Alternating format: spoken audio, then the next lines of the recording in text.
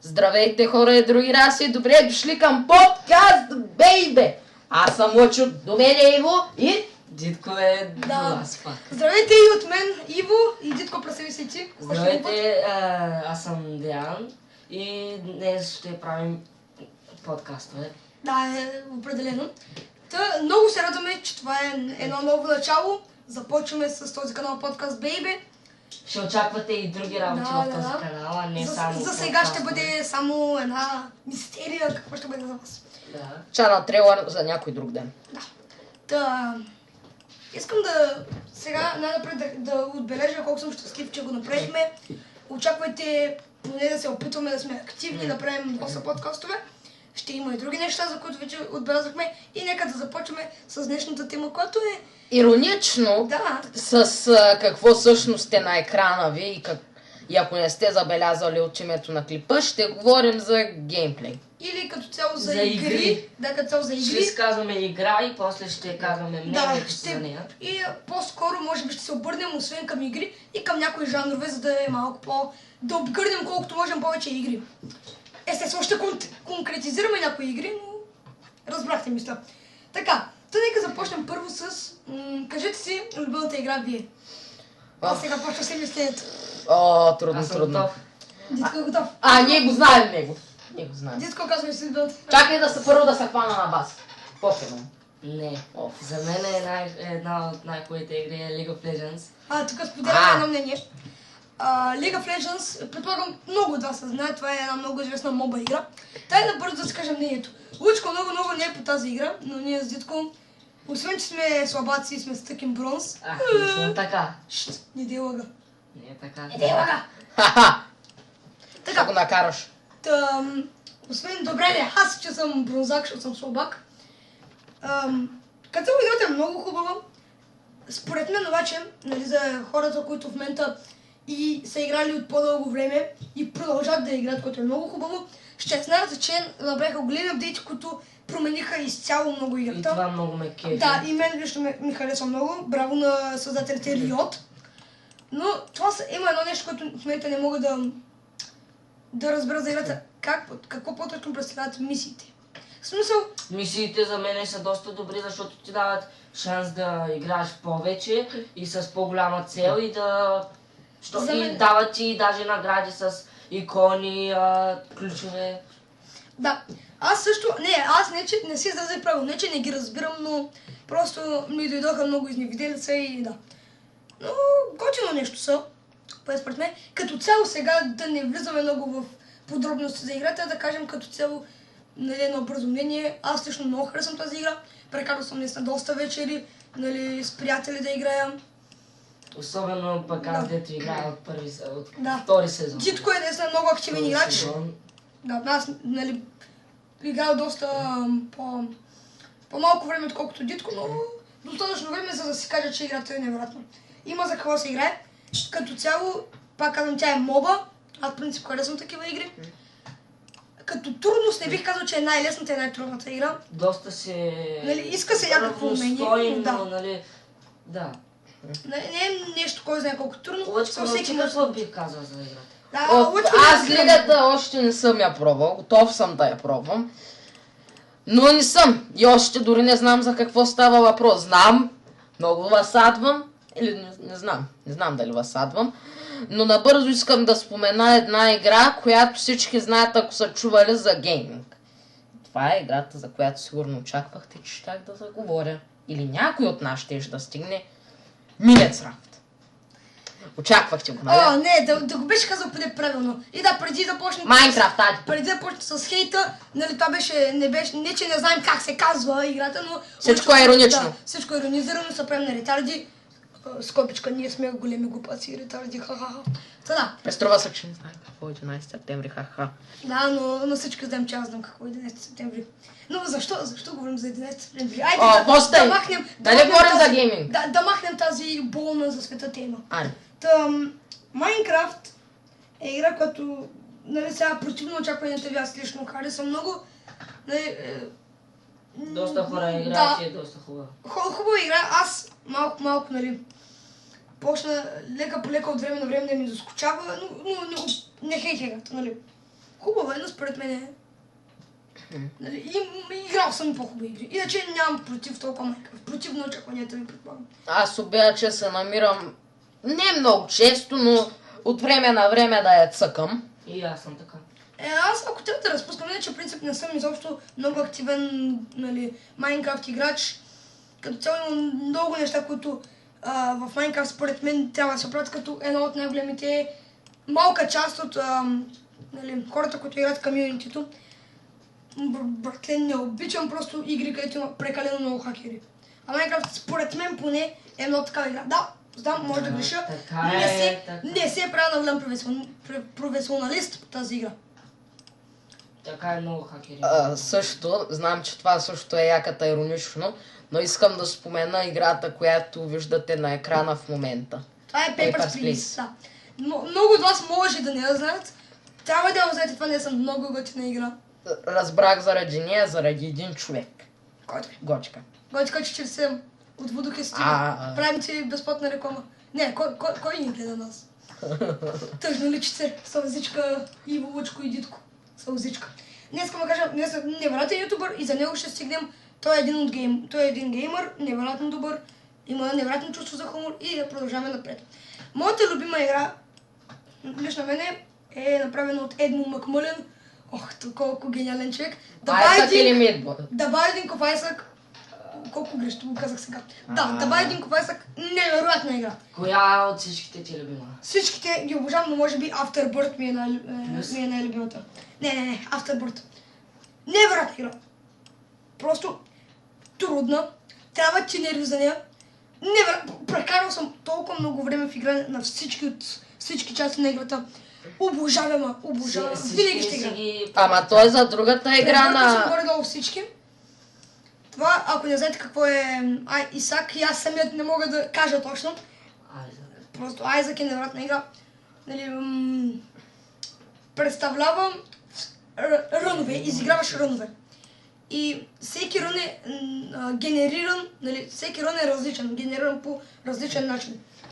Който какво ще речем, с всеки рън, който изиграваш на играта, се среща с невероятни и нови препятствия, като горе-долу в течение на времето стават все по-трудни, много босове, много айтами. Невероятна игра, просто ева опра. Другата игра на... Абе просто, ако не сте я пробвали, просто... Другата игра, за която ви трябва много нервички, е също направена от същия човек, трябва да спомена. Да, Super Meat Boy, един невероятен платформер. Това ми е може би любимия платформер, аз не играя много платформери. Това е един от другите стилове, за който исках да поговоря. И се надявам, че Лучко и Дитко по-ще разберат от тях. Та платформер играе, Super Meat Boy, много от вас предполагам да знаят. Невероятно трудна игра. Пак с много труд направена. Нали, не мисля да ви обяснявам какво е платформер или да го направили момчета. Мисля, че всички знаят какво е платформер. Ако поне Супер Марио, поне не го трябва да знаете. Тя е много феймъс игра. Да, това е игра. И ще минем по някое време и към старите игри, имаме много да говорим. Това иска Meat Boy може да се каже, че доека е стара, доека е нова, но невероятна игра не е стара. Та бях трудно да обясням какво са платформерите. Платформерите, как да го обясням? Най-просто казано, на най-глупавия и ретардът език, а.к.а. моят, игра, в която скачаш. Обясних го перфектно, брат. Така е. Обясних го като най-големия ретард, защото съм такъв, но просто наистина невероятно. Много трудна, много нерви. Игра просто но за която, нали, както почти всеки друг платформер, естествено не е невъзможна, просто играеш. И тък му сме на Meat Boy. Meat Boy. Също. Спри да говориш като ретард лъча. Ако получим 5 лайка, не. Иво ще се опита да мине частта от Meat Boy, където ще отключи The Guy от играта I Wanna Be The Guy. Ако искате да видите как Иво изкутва цял ден, 5 лайка. И ако този клип не събере 5 лайка... бехме на косъм да го забравим. Аз съм длъжен да кажа, че ще плача в туалетната. Но ако това видео все пак събере 5 лайка, ми предполагам ще умра 3 пъти на дига и пак ще плача в туалетната. Ще е малко по-добре. Но да, въпреки всичко, нека това видео събере 5 лайка, за да може мизерни като мен да прави нещо и да играе дигай и да умира като куче. О, да, невероятно. Но за щастие никой не харесва нашия канал, предполагам, така че няма се бъдем печалка. Добре, трябва да продължаваме. Казвайте други игри. Аз какво мисля? Щяхме да конкретизираме жанрове игри. Шутер игри. Дитко, ти какви шутер игри можеш да назовеш от такивата? В момента не се сещам, честно ти кажа. Шутер игри. Тъй като Дитко по принцип смятате, че не е много по шутер игрите, доколкото... То не, че аз съм. Аз не съм много, но просто искам да конкретизирам. Ами, от Call of най-известните игри, които Duty, мога... примерно. Да, Call of Duty е една от най-известните игри, които можем да назовем. CSGO! CSGO не е ли също това? Шутър, да. Да. CSGO. Overwatch CSGO също се води такава. Team Fortress не знам в коя категория. Не знам. Team Fortress Кажете също ни дали Team Fortress 2... Ако някой пише Да, в коментарите. Да, ако някой пише в коментарите... някой тук ли? Да, ако някой е тук за нас. Пишете в коментарите дали Team Fortress 2 и по принцип ТФ се брои за шутър игра. Мисля, че и Overwatch е такава. Би трябвало, да. Аз съм играл съм доста ТФ 2. И аз. Имам доста часове на мен, не съм сигурен колко, но минават с 200, но тъй като... Аз не че съм... Да си призна честно, не съм най-активният геймър, нали? Но да, игри. Не занимавам се с това. Абе, по-активен са от мен не са. Но не съм в смисъл някакво 24/7 цъкане така Minecraft, бейбе! Не. Не съм най-активният играч. Очаквайте новия канал Minecraft, бебе! Не, няма да има такова нещо. Кабаркам се. Така. Но Team Fortress 2, поне аз сега ще поговоря малко за нея, тъй като това е шутер игра, за която аз познавам поне малко. Невероятна игра. Кейфме, че има просто много разнообразие в тази игра. Може да се избереш между 9 класа, като всеки един от тези класове е различен има своите специфики. Мен пак много ме кефи друга игра, която пак мисля, че е шутър. Paladins. Paladins, да, невероятна игра. Не съм играл толкова много, не съм прекарал толкова време в нея. И аз не съм прекарал чак толкова много време. Също игра с много разнообразие. Но наистина е много хубава и има много герои в нея. Може доста да се играе на нея, хали ще ти доскучае. Да, съгласен съм. Paladins е доста близка до Overwatch и затова харесвам видеоте игри много. Аз просто съм на такива игри. С много старания направени и съм много браво на създателите. Те всъщност кои са създателите на Paladins, ако знае ли? Айде в коментарите! Този смях беше сатанист.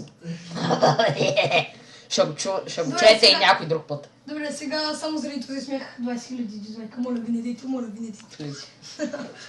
Господи, моля се. Господи, помилвай. Да, стига сме се лигавили. По-малко лигавене. Ама ние се лигавихме 20 минути, бе. Като цяло, можем да избраме още много игри, но не знам кой би искал да слуша сам това. Като цяло да конкретизирайте. Напишете в коментарите вашите най-любими игри. Да, напишете. Ще се радваме да разберем какво вие по-точно харесвате. Айде да получим някакви коментари все пак. Да. Във всеки случай ще ги прочетем. Да, естествено. Спокойно ще ви прочетем. Има време за всички. Да, ще има време за всички. Не се прибивайте. И скоро очаква, това не е края, ще коментираме още в този клип, но само казва малко спойлер. Скоро очаквайте и channel info. Това май вече го казахме. Мисля, че го казахме. И очаквайте, между другото, сега това ще стане малко странно, но предполагам сега, когато вие виждате този клип, най-вероятно ще сме качили вече инфото. Искам само да кажа, не сме аутисти, просто този клип е сниман предварително и затова говорим за инфото, когато можем предполагам вече сме го качили. Толкова добре го обясних, че сам не се разбрах. Искам да кажа, разбрахте ме, този клип може би ще бъде качен след чанел, след трейлера, чанел трейлера, но също ще е записан преди това. Да. Бум, загубах го! Бой. Да минем към друга категория. Стари игри. Да, старите игри. Аз не съм много по тях, затова оставаме Лъчко и Дитко да говорят повече. Пък и мисля, че на всички им писна да слушате игра. Айде, играта, която споменахме, като говорихме за Мидбоя. Друга игра с супер в името си. Ама не Супер Марио. Това е играта, която направи хората да искат много да играят игри. Знам, и аз много добре го обясних. Да, спокойно. Тя е много хубава игра. Това просто е класиката на геймърството, мисля, нали? Това е една класика и мисля, че малко са хората, които да не знаят името Супер Марио и да се наричат геймъри, нали? Една невероятна игра. Също така едни много стари игри и още поддържани е Покемон ГБА. Това са контролиращ. Едва ли някой не знае какво е Покемон, така че няма смисъл да го обяснявам. Но наистина, ако не сте играли Покемон ГБА, пробвайте, защото е доста интересно. Сега малко да съжалявам, че те прекъсвам лучко, но искам специално да запитам Дитко, тъй като тук мисля, че той е най-заребен покемон. Дитко, сравни според теб, кое нали, добър пробив ли е Покемон Го? Нали, като сравняваме и другите покемони, доколкото там са много различни двете. Нали, там и по цяло игрите са много различни, но... На Покемон ли? Да, Покемон Го и останалите. За... Покемон Го е една хубава игра, обаче тя вече остаря. И доста изтърка, малко, може би, искаш да кажеш. Да. Вече доста малко хора играят. Но да, не ми е отрицателно мнението към нея, положително е. Мисля, че е доста хубава игра. Ето една друга игра, която много е стара, мисля, че до някъде е по шутър, по платформа ще спомена и друг напълно шутър, стар. Но нека спомена този. Метроид. Това игра, не знам защо, но не знам тази игра, така че лучше обсъждай. Чакайте да ви обясня. Значи, накратко, вие сте някакъв човек, който е в костюм на робот и стреля някакви чудовища, докато скача. Да, знам играта. Не бих такова като шутър игра. Не би определен. Не чак. Тя е като тунели, квестове и ти си едно роботче там и... Това ли е ли Мегамен, май? Не. И биеш някакви чудовища, нали? Да. Друга игра, която вече мисля, че е напълно шутър, стар, не много, не от тази година, стария, Doom. Той сега пуснаха игра, нова. Тя е много хубава игра и е много нова, лъчко. Ама има и стар Doom. Преди е стар версия на Doom. Да. И тя обаче вече си е напълно шутър. Ако имах хубав компютър, бих си взел тази игра, защото е много яка. Да си кажи малко по-нашироко мнението за Doom. Какво да кажа, то е просто... Не може да си опише тази игра, тя е напълно наистина шутър, от категория шутър. Правят игри от 2005-та, доста е яка. Има Doom 4, Doom 3, Doom 2, Doom RPG, Doom... Много са игрите наистина, но за мен най-новата е най-хубава Doom 4 от 2016 година. Сега ще правят още една Doom Dungeons, която я очакваме с нетърпение, поне аз. Да, и аз. И ако до тогава си взема по-хубав компютър, бих си я купил. Така, сега искам да мина към... Съжалявам, че толкова набързо минаваме, нали, от... превъртам темите, но искам да мина към една... Пак да спомена само още нещо. Да, спомени. Исках да поговоря и малко за старите конзоли. Защото е много ново нещо да може да цъкаш игри на компютър. Преди е било конзоли. В смисъл, нека спомена някой. Супер Нинтендо, Геймбой, Сега, конзолите им. Ти от тези, които избори сега, коя може да кажеш, че е любима? Аз съм за Nintendo. Аз съм за Nintendo. Поне аз мисля, че Nintendo ева на производителите справят се добре. Доста харесвам Nintendo Switch, но мисля, че тук вече минаваме малко от гейминг към конзоли, което е... Няма. Той пак е в същата категория, ама... Да, одобрявам. Да продължавам, мисля, че искам вече да обсъдим малко страшните игри. Нещо, което Това също е доста добро. Не, че игра страшни игри, ама...